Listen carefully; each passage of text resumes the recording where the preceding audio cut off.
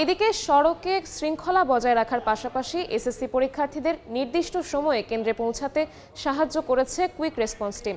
বিস্তারিত জানাতে এই মুহূর্তে রাজধানীর তেজগাঁওয়ে আছেন সহকর্মী রায়দুল ইসলাম শুভ। সরাসরি যাচ্ছি তার কাছে। রায়দুল, আমি শুরুটা একটু আসলে ভিন্ন তথ্য দিয়ে শুরু করতে চাই, কেননা অন্যান্য বার পরীক্ষার সময় আসলে দেখা যায় যে সড়কে দীর্ঘ একটা যানজটের সৃষ্টি হয়। এবার কিছুটা ব্যতিক্রম।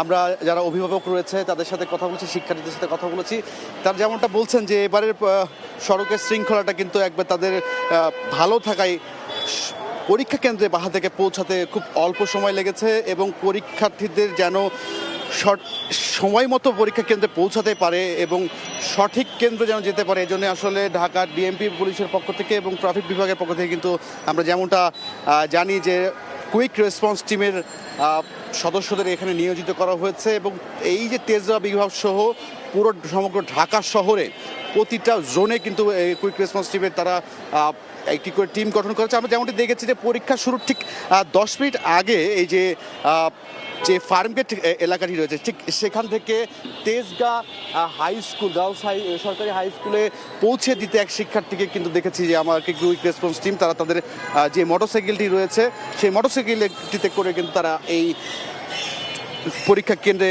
সেই শিক্ষার্থীকে পৌঁছে দেন।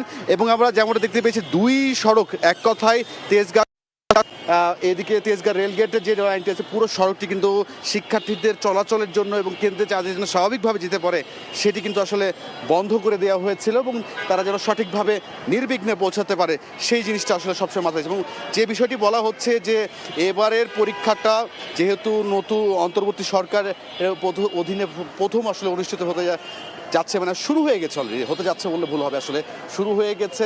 শিক্ষার্থী, অভিভাবক সবাই আশাবাদী এবারের পরীক্ষা একেবারে নির্বিঘ্নে এবং সুষ্ঠুভাবে হবে বলে আসলে তারা আশা।